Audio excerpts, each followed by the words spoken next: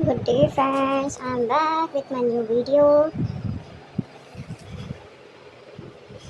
पता है आज तुम जिस हालत में हो 99% लोग बोलेंगे कि हमको ऐसी हालत नहीं चाहिए थी, हम तो कुछ और चाहते थे। बहुत मेहनत करने के बाद भी आज तुम वैसी ही हालत में हो। इसका मतलब क्या है? क्या तुम समझ सकते हो कि इसका मतलब क्या हो सकता है? इसका मतलब ये हो सकता है कि गॉड तुमको इस हालत में रखना चाहता है। इसके दो ही रीजंस हो सकते हैं।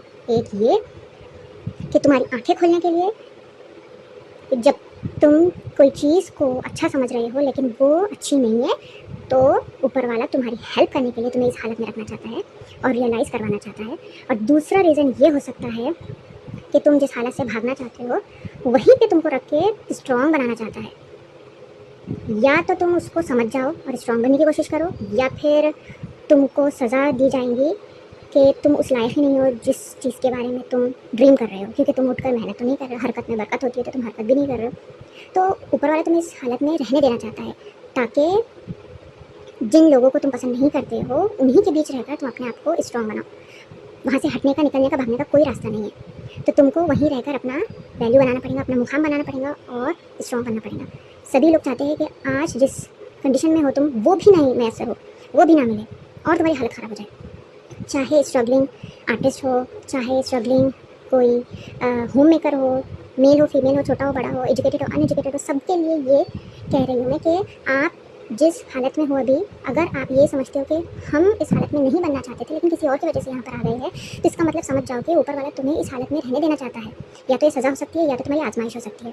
अब सज़ा ये कि तुमने कुछ तो भी गलत किया होगा और ऊपर वाला तुम्हें मरने के बाद सज़ा नहीं देना चाहता, अभी देना चाहता है, तो तुम अपनी हालत को सुधार लो। और आजमाइश ये हो सकती है कि तुम इसी जगह रहकर अपना मुकाम बना सकते हो। ऐसा नहीं कि अगर वैसा होता तो मैं अमीर होता, अगर ये होता तो मैं फिर पास हो जाता, अगर मुझे ये चीज़ मिलती तो मैं स्ट्रॉन्ग बन जाता, अगर मुझे वो खाने को मिल जाता तो मैं हेल्दी बन जाता।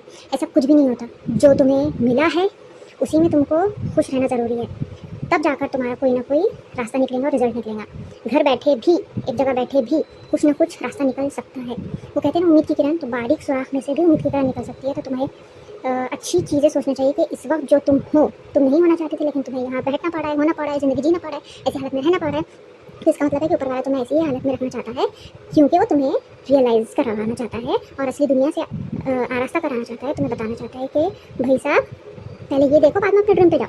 पहले रियलिटी देखो, फिर बाद में ड्रीम पे जाओ। और उस ड्रीम को रियलिटी में बदलने के लिए तुमको ये रास्ते से होना ज़रूरी है। किसी जगह हमें जाना पसंद है तो क्या हमें रास्ते पर नहीं चलना पड़ता? हम उड़ के चले जाते हैं डायरेक्ट वहाँ पे? नहीं ना। तो जिन रास्तों से हम होकर किसी खास जगह पर जाते हैं तो वो रास्ता भी आपको आँख खोलकर देखना ज़रूरी है।